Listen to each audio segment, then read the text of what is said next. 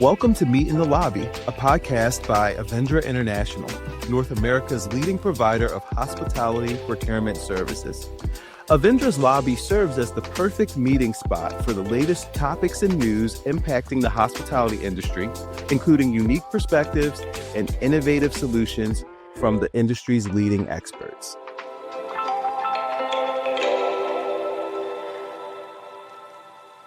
Welcome to Meet in the Lobby. Melissa, we've got a great conversation teed up about health and wellness. And there's so many aspects that go into that. You know, what do you do to feel good? What do you do to look good? So Melissa, to kick this thing off, why don't you tell us what you do to look good or feel good? Well, I just naturally look good, Dorien. I will tell you that I travel so often, and my wellness is something that gets put on the back burner. But when I am staying at hotels, if they have any wellness solutions, I try to seek those out. Am I always successful in prioritizing that? No, I'm not. But it's really good to know what's available to me so I can have the opportunity to prioritize it. So I'm really looking forward to today's conversation.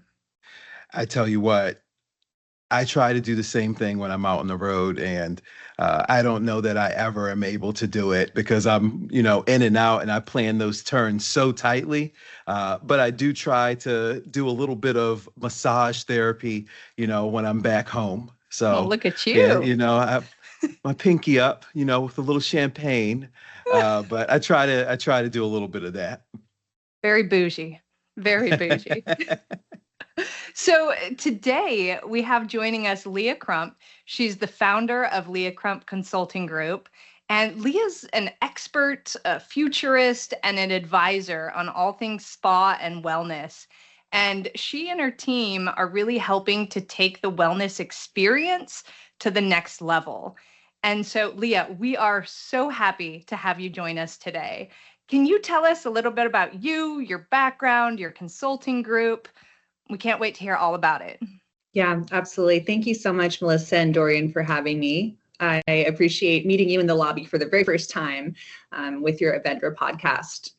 I'm drinking some natural spring water full of electrolytes this morning. It's my healthful drink of choice, but I'll tell you, if we were meeting up on a Friday evening, it would be a martini. I like that. I think martini has a good place in a balanced wellness routine. It is all about balance. So yes, thank you for that kind intro. And just to let our guests know a little bit about myself, I've been in the luxury hospitality space for over 20 years now. I started out as a massage therapist in the treatment room, made my way through the ranks in leadership, and eventually found myself advising to top level spa brands. Today, advising in those brands, I assist with helping build memorable experiences that actually work for the guest, for the team, and for the brand. And then lastly, my new book, Be Well, Do Well. It's a field guide for doing meaningful work that heals, leads, and lasts.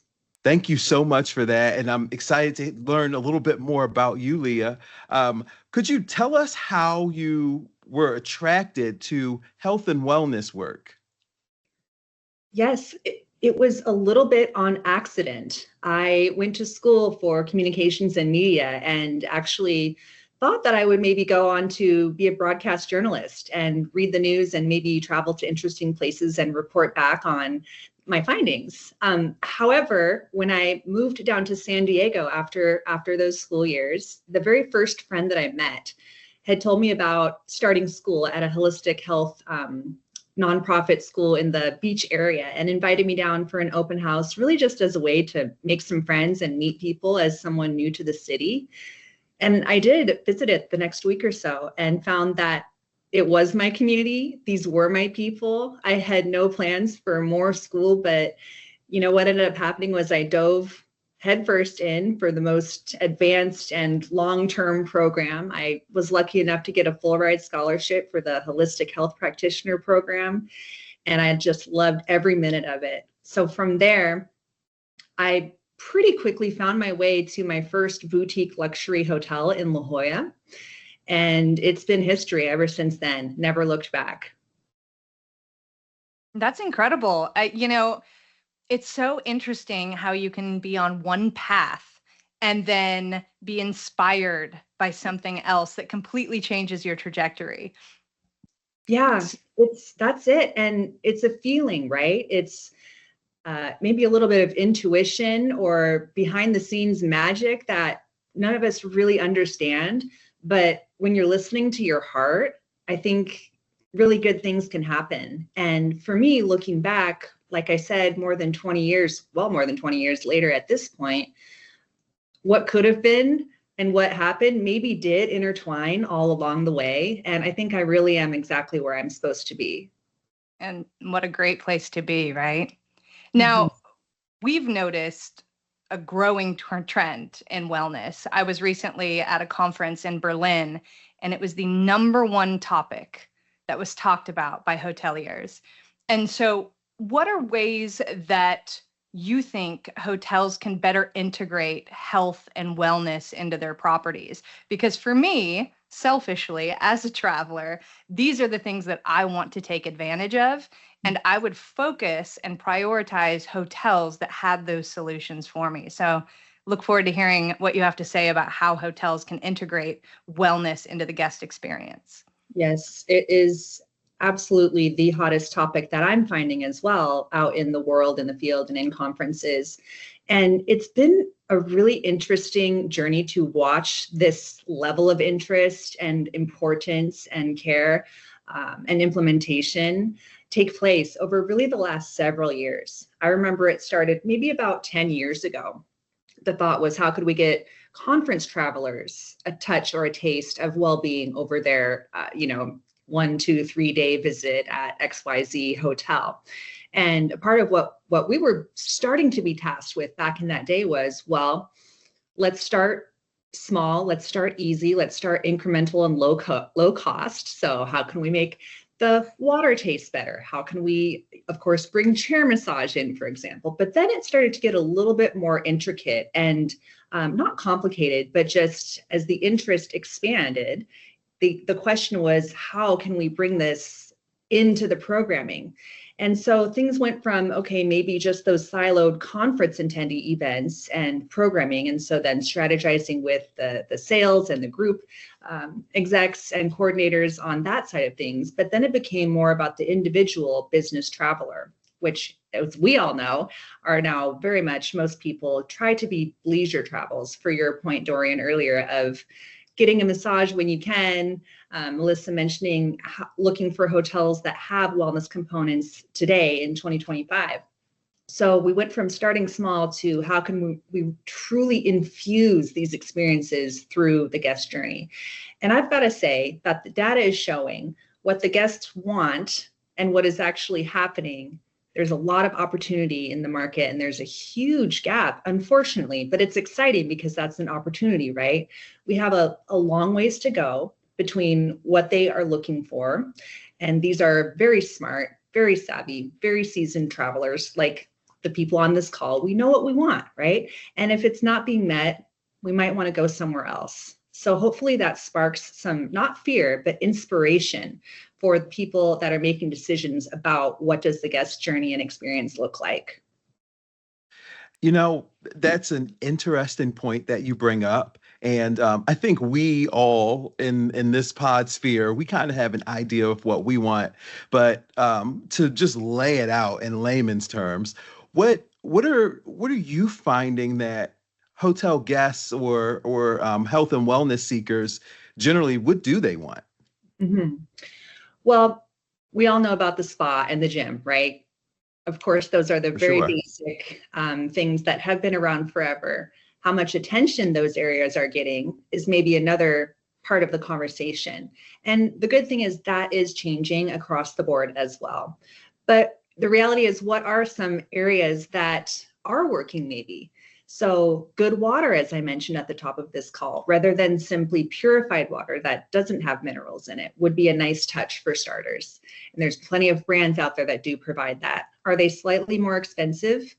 Yes. However, like we're all saying, it's the little things that we notice.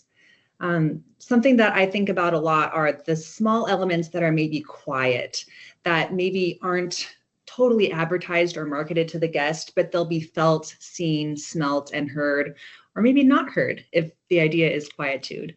So elements like, is my room truly quiet? Are doors around me slamming loudly? Or are they quiet and not waking me up when people maybe coming back from a late dinner are a little bit noisily walking down the hallway? What about the lighting in my guest room?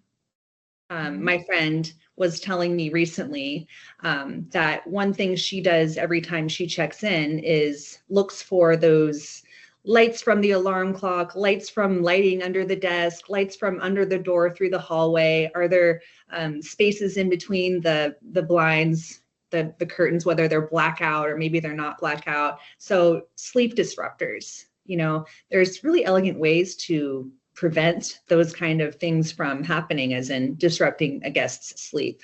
I'm going to jump in on that for a quick second. I actually know somebody who travels with binder clips to help clip the curtains together, the blackout curtains, to get better sleep. So I'm so happy you brought that up. Yes, that's so smart.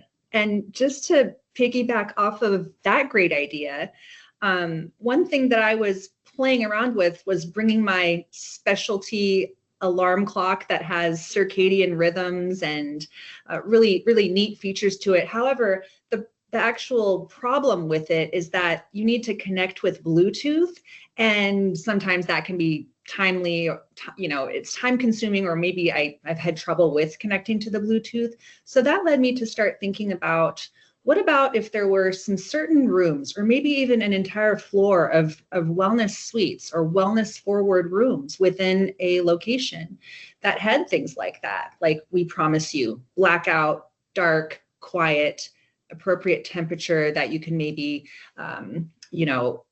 curate towards yourself if you want maybe a little bit of more humidity or dryness. I know a lot of people, when we travel, we get the dry sinuses. And then maybe there is a specialty alarm clock. Again, there's a plethora of great high-tech, low touch alarm or circadian rhythm type of devices out there that have beautiful sunset lighting or a beautiful wake up lighting with meditative qualities to it, or just nice things that you can listen to whenever you want in your room to unwind. Well, I'll tell you, I would pay extra for one of those rooms just to get a good night's sleep, because I'm notoriously not a great sleeper, especially on my first night away from home. Yes. But of what you've mentioned, or even outside what you've mentioned, are there any specific amenities or services that are more popular in the luxury segment that's being demanded more from that luxury guest segment? Well, I never want to take anything away from my home base, which is spa and fitness. So of course, massage therapy will continue to remain the number one revenue generator within a spa operation. Now, with that said, we still have a lot of opportunity to provide some sort of wellness for guests that maybe don't have time. Literally, we don't have time to go and spend a few hours in a spa. Even if you wanted to go and get a quick massage, that's in reality at least a 90-minute plus time commitment. And given the oftentimes limited hours of operation, especially post-COVID for spas in the marketplace, they will not be open once you're done with your business day. So how do we solve for that? Since we were on the subject of in-room experience, how else can we layer in elements of well-being for the guest that don't have time to go to the hub of where it's all happening in the spa? I have some ideas and thoughts about that. Now, what's working, what guests are actually experiencing, and where I think we can go as a person who obsesses in a really, I think, healthy way about where can we go with wellness. I have some thoughts on that.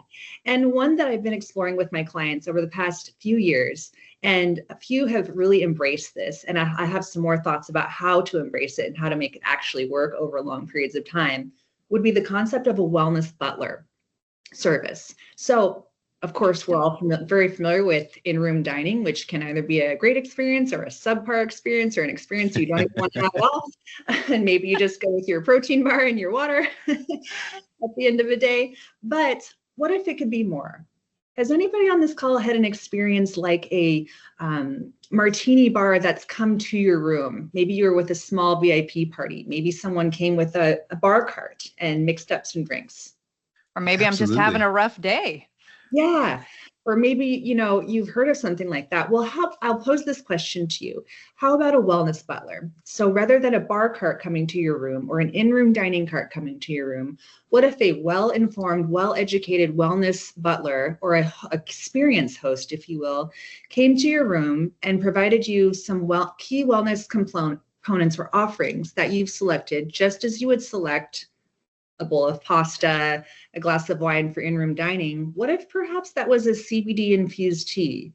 What if perhaps that was a beautiful gemstone and collagen infused face mask? Or perhaps a bath that's loaded with maybe elements from your local area that you're staying at that has a beautiful wellness meditation associated with it, which could happen through a simple QR code or simply by reading something off of a card.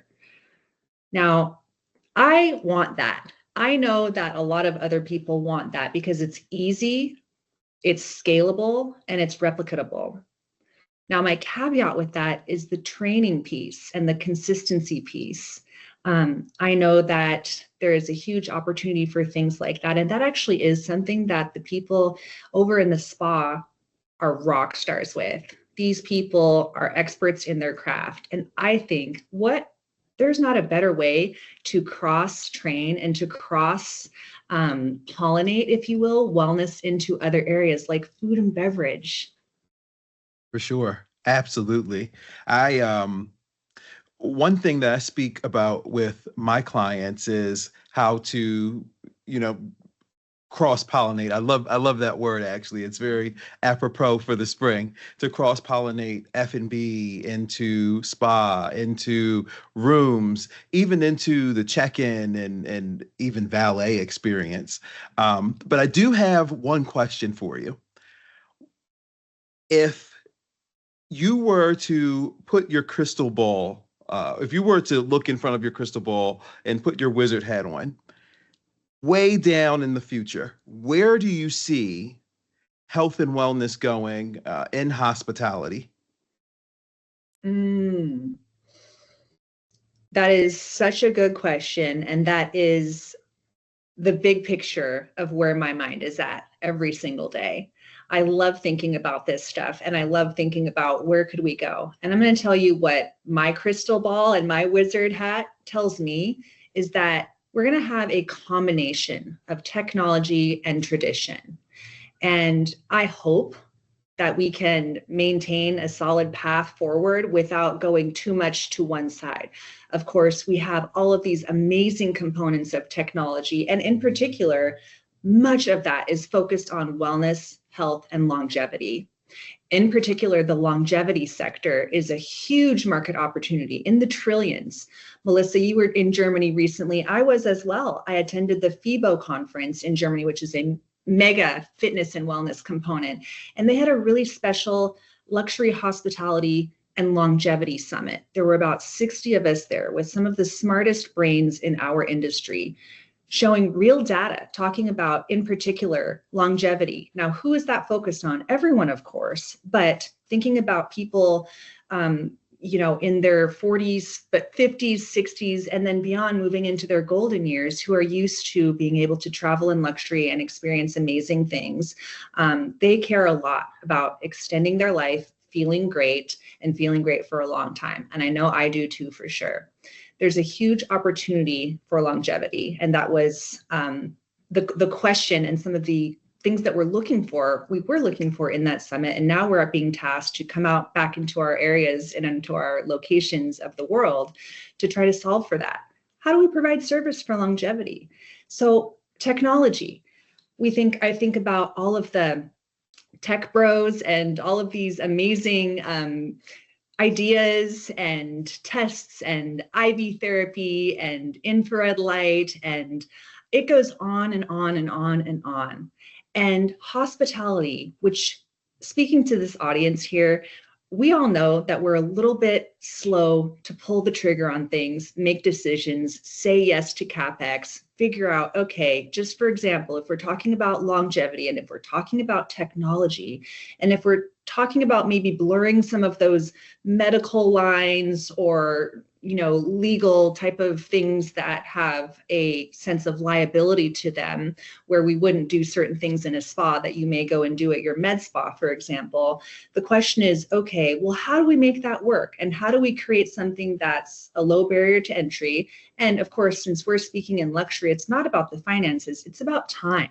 So how can we make things easy as possible for travelers interested in wellness and longevity? And I'm thinking about the future as we look forward for how do we feel great, look great for a long time, as long as possible. Let's make it as easy as possible for our guests that may have their own thing going at home, and they may have their own thing going with their preferred providers in their home. But how can we use all of the different amazing things that technology and AI have to offer, and equipment and science and data? But as I mentioned, technology and tradition. So continuing to blend those together. We can't lose the human touch as we move forward into the future.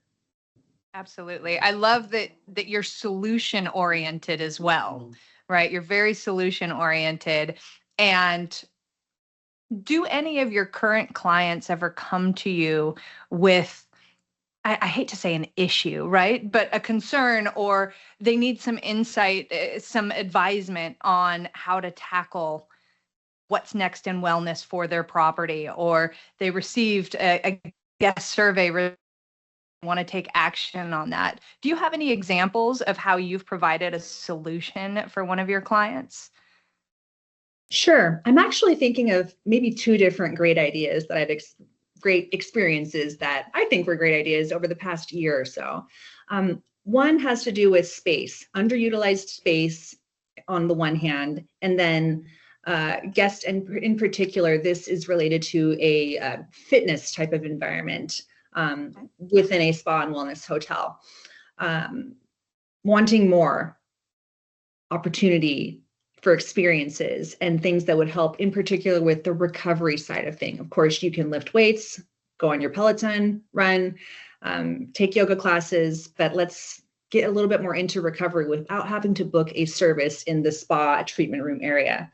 So what was the solution for something like that?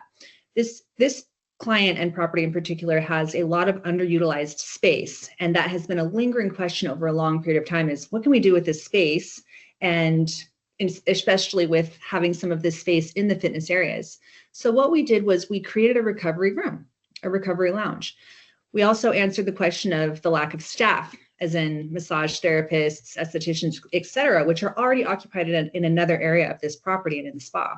But rather to empower the fitness instructors, the fitness manager, and those experts that actually are really living, breathing, training, and working with these clients, who many of them are membership based and local, to service them and to add value to their experience, their membership that they're already paying for, their private sessions that they're already paying for, whether it's personal training, Pilates, or simply attending some of those regularly scheduled classes. So we brought in things that are pretty low cost. First of all, we made the room cute and beautiful. We brought in a great lounger chair that's able to move into different positions. And then we leaned into our relationship with a certain wellness technology company that does things like percussive massage therapy, red light, ice, and heat, and created a really special program that can lend itself really easily to a 15 to 30 minute additional recovery experience beyond the regular fitness component. That sounds amazing. And if you tell me where that is, we can talk about that offline. Then I'll be sure to go there, because it's about time for me it's about time. But I have one last question for you. Now, we've discussed this holistically from the guest experience, right? But someone has to foot the bill. Someone either at the hotel or in the spa, they have to sign off on that CapEx. Do you have any tips for hoteliers who may be a bit more reluctant to make that investment? What would you tell them to make them want to make that investment? Hmm. Well, that's a big question. And not only in my mind am I thinking about CapEx in general for maybe looking ahead to adding a few things for the following year, or, of course, we're always planning for what's ahead. But what we learned at iSpa this year, which was in March, this is the International Spa Association big conference that my specific, the wellness and spa field, goes to learn and grow. We receive a lot of really great data that came from us in the industry. And one thing that I learned that really got me excited this year is that the data shows that actually 30% of hotels will be renovating their spa over the next 24 months or starting the process. Okay, so we're actually going well beyond CapEx for a $50,000 to $100,000 spend for some really cool wellness equipment, but we're maybe talking about really expanding the game and really giving the people what they want as far as a more enriched wellness experience beyond all the great things that we've already been talking about. So you've kind of got that very top tier level of, I won't name names, of course, but we could be talking about a $20 million just for spa renovation. That's a major Wow. expansion and a lot of really great opportunity that could come with that to become a true hot spot and Mecca really for wellness in luxury. We could dial that back and talk about what if we did $100,000 spend to put in a cryotherapy machine that actually maybe wasn't totally in the spa fitness area, but perhaps it's in another underutilized area of the hotel. That could be touchless. That could have your room key as an access point. That could then go to bill for your folio without even talking to a human being. That could be something that you book through, your IRD or your, general hotel experience QR code from your room. So think smarter, not harder is one way. You can absolutely think big, and we love that for you. And we want to help you with no matter what direction you want to go in. But then just to dial it back even further for those who are listening and going, I don't have money for wellness this year, next year, or any year. What can you do?